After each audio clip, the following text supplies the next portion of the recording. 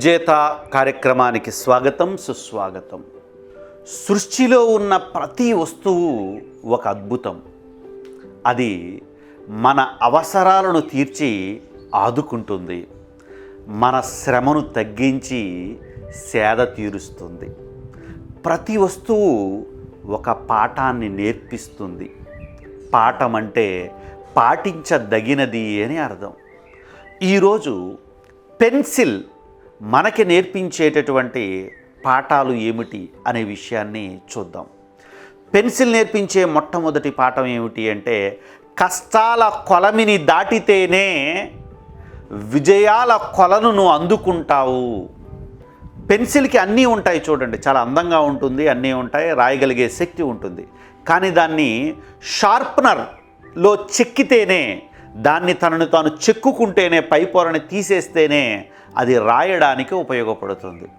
అలాగే మనం కూడా అన్ని రకాలైన శక్తులు, అన్ని రకాలైనటువంటి సామర్థ్యాలు మనకి ఉంటాయి. కష్టాల కొలమిని దాటితేనే మనం విజేతగా నిలబడతాం, సమాజానికి ఉపయోగపడేటటువంటి వ్యక్తులుగా మారడం జరుగుతుంది. కాబట్టి ఏదైనా సమస్య, కష్టం వస్తే చూసి భయపడకండి. పెన్సిల్ అలా భయపడితే ఎందుకు పనికి రాకుండా కేవలం ఒక పనికిరాని వస్తువుగా ఉండిపోతుంది. మనం కూడా భయపడాగిపోతే మనం కూడా పనికిరాని వ్యక్తులుగా మారిపోతాం. ఇక పెన్సిల్ చెప్పే రెండవ మాట ఏమిటి అంటే, విజయం శాశ్వతం కాదు, పరాజయము శాశ్వతం కాదు. గుర్తుంచుకోండి, పెన్సిల్ రాస్తున్నంతసేపు బాగానే రాస్తుంది, అది అరిగిపోవచ్చు, విరిగిపోవచ్చు, ఏదైనా సమస్య ద్వారా అది ఏవైనా జరగవచ్చు. ఒక పరాజయం పెన్సిల్కి కలిగిన తరువాత అది మళ్ళీ షార్ప్నర్లో మళ్ళీ అది రీబిల్ట్ అవ్వడం జరుగుతుంది.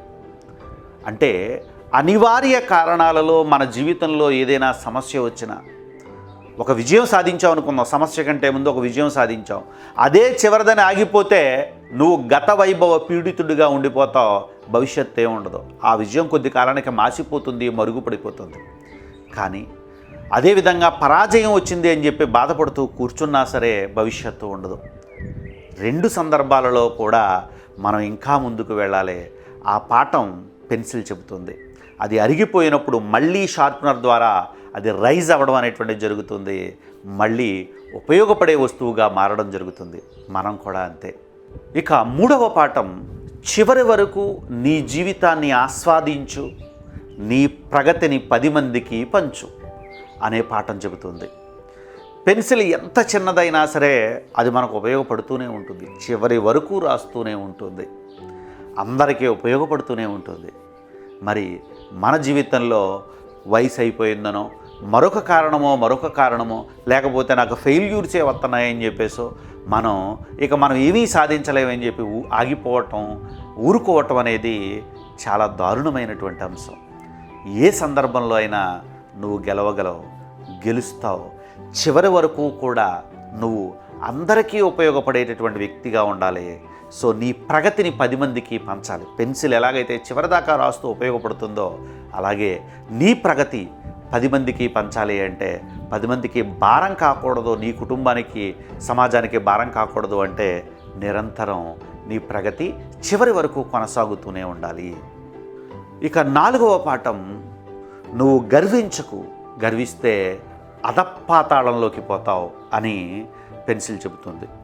పెన్సిల్ రాస్తున్న ప్రతిసారి కూడా అది సొంతంగా రాయదు, ఎవరో ఒకరు రాస్తేనే తప్ప అది అందమైనటువంటి చిత్రంగానో లేకపోతే అందమైనటువంటి వ్రాతగానో ఉంటుంది.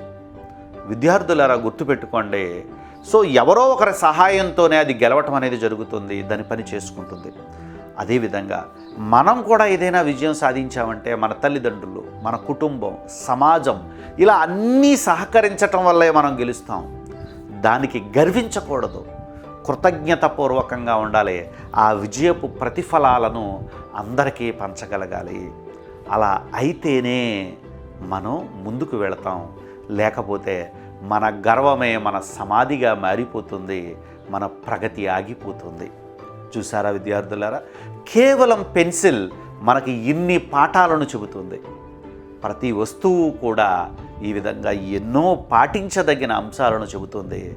నేర్చుకునేవాడికి ప్రతి వస్తువు, ప్రతి మనిషి ఏదో ఒకటి నేర్పిస్తూనే ఉంటాడో. నీకు తెలియనిదేదో అతనికి తెలిసి ఉంటుంది, నీకు రానిదేదో అతనికి వచ్చి ఉంటుంది. కాబట్టి పాఠం నేర్చుకోండి, ప్రగతి పదంలో ముందుకు వెళ్ళండి. Thank you. జై హింద్.